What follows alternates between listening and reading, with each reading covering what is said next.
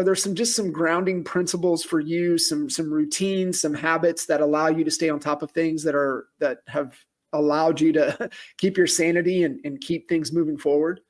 Absolutely. And I think before I break that down, I'll give us a broad snapshot of kind of the revenue streams, right? Because when we're really talking about building a business, agents will always focus 100% on transactions. And I think transactions are awesome and they're the bedrock of your business. You better know how to do transactions. But if you're looking to build something long-term, which again, it goes back to this family principle, like you're looking to build like a legacy, right? So you have to say like, my kids should outproduce me. So how do I make the people behind me outproduce me? And so it is these like really grounding thought patterns. So transactions is one of my revenue streams, but no one would call me like, you're never going to see me up on a business of like, oh, copy Amy's transaction business. I think people should actually copy it because I close probably between like 8 to 10 million every year. But the kicker it is I do that working 10 hours a week. So I kind of allot 10 hours a week to my transactions. And there's a strategy to doing that in 10 hours a week. You got to be listing heavy. You got to increase your price point and you have to decrease your commute. I am not driving across town for your $500,000 buyer. I'm not doing it. I'm going to instead refer that out. I'm going to pull out a referral fee on that. And it's going to like operate without me, right? Because I'm going to just go and sell literally 10 $1 million houses within 5 minutes of me. Mm-hmm. Right. So that means I'm just listing, I'm shooting videos, I'm showing up on social media. I can manage my time on that so much better. And my skill set is in bringing in offers, structuring a great deal for buyers and sellers, like putting together a really clean deal where it feels win-win. So that's, and frankly, if you're doing 10 million in 10 hours a week, like your hourly rate on that business is phenomenal. Yep. And I'm running that at like a 90% profit margin. So like, tell me why we're not putting that business up on stage. Because I remember like my first year, I broke 100K, like my first year in real estate. And I was pregnant with my fourth baby.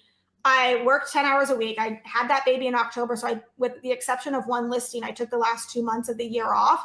And I thought, oh crap, this is a cool gig.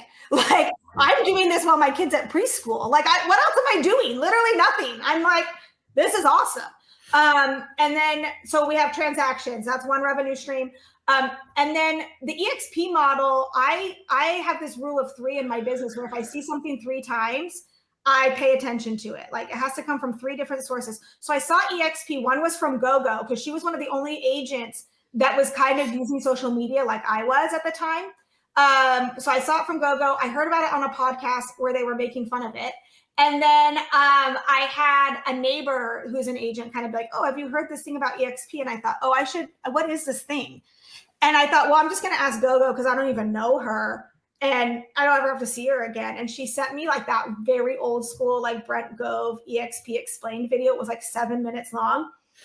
And I watched it and then I like watched it again. I probably watched it 20 times. And then I got a piece of paper out. Like it was literally like a number 2 pencil while my kid was doing homework next to me. And I just sat and like ran the math of like, well, if this, then this, and if this, then this, and if this, then this. And I was like, oh crap, I already know how to use social media. I already like have the distribution for this. Like, it's not about having the best idea. It's about having the best distribution. And you have to remember, I was sitting at the table with the guys that founded Invitation Homes. And so I went to the table and I'm like, okay, you guys were like, they were like saying, Amy, you can like start recruiting agents. That idea was already like in my head. They were like, if you want to build out the brokerage, like, sure, go ahead. Like you're having fun with it. We don't really care. Like do what you want. We'll cut you into their deals. And I was like, wait, that's cool. But I'm like literally limited to like this little box locally. And then I'm going to end up training all my competition right here in this little local market because everyone was asking me how I was using social media. And so I said to them, I'm like, well, why wouldn't I just go do that at EXP? And they kind of got the wheels turning and they were like, well, we could compete with that. Like we've got the accounting staff. If you want to build something like that, let's build it. And I'm like, yeah, but it's already been built. Like, why don't I just go try it? And then if it doesn't work, I'll just come back and we'll build something else. And they were like, okay, go try it. And I was like, all right. So I like moved over to EXP knowing 100% I was going to like recruit agents. I had no idea how I was going to do it because you have to remember, I was like literally doing 5 million in production, working 10 hours a week.